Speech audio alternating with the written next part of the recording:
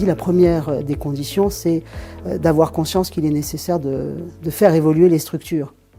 Et je crois que c'est le cas de nombre d'instituts qui se rendent compte maintenant qu'on arrive au terme d'une époque et donc qu'il est impératif de passer à autre chose. Donc déjà, c'est le premier élément, c'est la prise de conscience de la nécessité de faire évoluer les structures.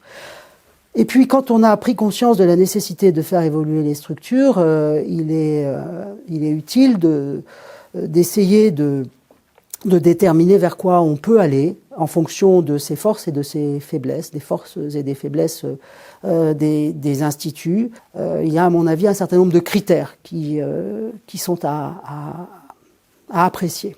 Alors, le premier critère, c'est le critère de la démographie. Tenir compte de l'âge des membres de l'Institut, de l'âge moyen bien sûr, mais plus que de l'âge moyen, il est utile d'avoir, vous savez, ces figures de statistiques où l'on a les âges et les effectifs par classe d'âge.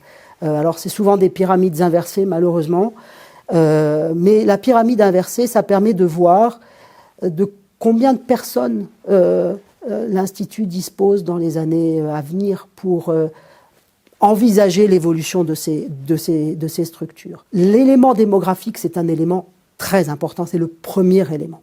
Le deuxième élément, c'est celui qui est lié à l'élément démographique, c'est le critère de la disponibilité. Combien de religieux ou de religieuses vont pouvoir s'engager dans l'accompagnement du projet qui est celui de l'Institut. Parce que c'est un projet qui sera celui de l'Institut ou de la société, et donc qui suppose un accompagnement assez lourd. C'est un point à avoir en tête. Est-ce que, si nous décidons de créer une fondation ou une association publique de fidèles, est-ce que nous sommes en mesure d'accompagner sur non pas la longue durée, mais au moins la moyenne durée, le projet. Quand un institut s'engage dans quelque chose de ce genre, dans une évolution de ses structures, il faut qu'il puisse être présent. Il s'agit d'accompagner le processus. Donc le deuxième critère important, c'est celui de la disponibilité des forces vives de l'Institut. Puis il y a un critère qui est celui du patrimoine. Quelle est la valeur patrimoniale des œuvres qui vont être dévolues à la structure que l'on va créer. Parce que l'importance du patrimoine va avoir des conséquences sur le choix des structures. Lorsque le patrimoine est relativement faible, il n'est pas possible d'envisager une fondation reconnue d'utilité publique en droit français. Parce que la fondation reconnue d'utilité publique n'est possible que s'il y a un patrimoine suffisamment important pour assurer l'autonomie de la fondation dans l'avenir. Et donc, l'importance du patrimoine, le troisième critère qui est le patrimoine, va avoir de vraies conséquences sur le choix des structures à créer. Et puis, il y a un autre élément, c'est celui de la complexité, le critère de la complexité. Il est important de prendre en compte la difficulté du processus dans lequel on va s'engager. Créer une fondation reconnue d'utilité publique qui serait le support en droit français d'une fondation canonique, ça suppose un investissement sur de nombreuses années, c'est relativement complexe. Il faut en être conscient au moment où l'on prend la décision de le faire. Créer les structures en fonction du fait que sur la longue durée, il doit y avoir une présence des religieux.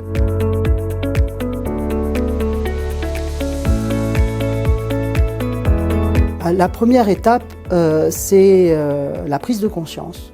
Alors, la prise de conscience de la nécessité de faire changer les structures pour tenir compte du monde qui a changé, de la démographie qui a évolué, du temps qui est passé depuis le moment où les structures actuelles ont été établies.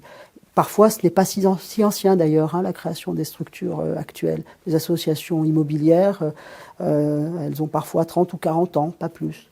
Donc il faut tenir compte de l'évolution depuis le moment où les structures ont été créées pour envisager de passer à autre chose. Donc prise de conscience que le temps est venu de changer les structures sur lesquelles on a vécu jusqu'alors. Ensuite, il faut commencer à y réfléchir au sein des lieux de décision dans l'Institut ou dans la société, donc au niveau du conseil provincial, au niveau du conseil général, au niveau du chapitre. Il faut commencer à engager une réflexion au sein de l'Institut, associer les laïcs que l'on compte impliquer dans le projet. Mais les associer en ayant toujours en tête que la décision appartient à l'Institut.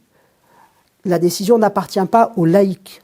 La décision est une décision de l'Institut. Puis alors, l'étape suivante, c'est de commencer à s'entourer de conseils. Alors, l'URSSEC a un rôle essentiel. Contacter l'URSSEC, c'est un bon moyen d'avancer. Se rapprocher des instituts qui ont déjà une démarche de création de fondations ou d'associations de fidèles. C'est aussi utile. C'est aussi utile en n'oubliant jamais que ce sont d'autres réalités que celles qui sont propres à l'Institut. Se faire accompagner par des spécialistes parce que sont en jeu des éléments patrimoniaux qui parfois sont extrêmement importants par leur valeur. L'immobilier, en particulier dès qu'il y a de l'immobilier dans les centres-villes, ça vaut beaucoup d'argent. Donc il est indispensable de se faire accompagner par des spécialistes. Et au moment où on prend conscience que on a besoin d'aller plus loin dans l'accompagnement, il faut tout de suite prendre contact avec des spécialistes. Alors après, on peut envisager d'aller plus loin, c'est-à-dire qu'on peut déjà commencer par décider ce que l'on veut créer. Est-ce que l'on va créer une association publique de fidèles? Est-ce que l'on va créer une fondation? Est-ce que l'on va faire une dévolution de tutelle à une autre congrégation? Une dévolution de tutelle à un diocèse? Qu'est-ce que l'on veut faire? C'est là où il faut le décider. Et puis quand on a à peu près décidé vers quoi l'on veut aller, on peut commencer à rédiger des statuts et à se rapprocher des organes de décision qui, pour créer une fondation canonique ou une association publique de fidèles, le plus souvent nécessite un passage par Rome. Le plus souvent, il est indispensable de demander les autorisations au dicastère compétent, le dicastère pour les instituts de vie consacrée et les sociétés de vie apostolique, et il est aussi nécessaire de lui demander l'autorisation d'aliénation.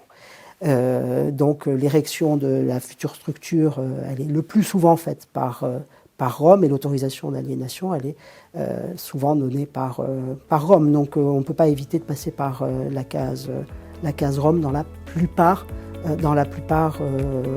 des cas.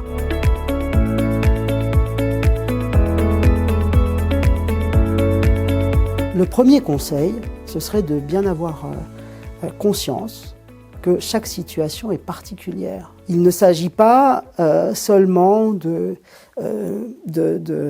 recopier ce qu'une autre congrégation a fait. Chaque situation est particulière parce que chaque histoire est particulière. Le lien de chaque institut avec les diocèses est particulier. L'histoire du patrimoine aussi est parfois très, très propre à chaque institut. Et donc, il faut tenir compte de ces éléments de particularité. Il faut aussi tenir compte du fait que pour certains instituts, dans leur histoire, l'enseignement n'a pas été la plus grosse partie de leurs œuvres. Donc ça aussi, il faut en tenir compte.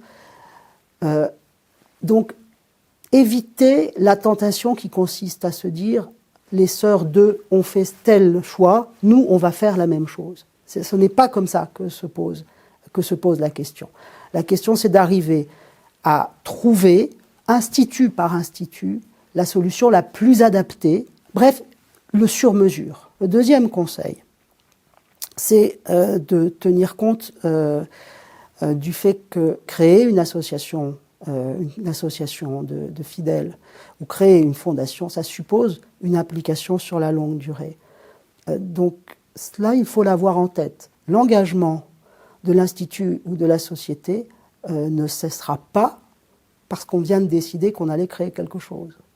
Hein, il faut bien savoir que sur un nombre significatif d'années, il doit y avoir une présence et un engagement dans le cadre du processus de création d'une association de fidèles issue de l'Institut ou d'une fondation issue de l'Institut ou de la société.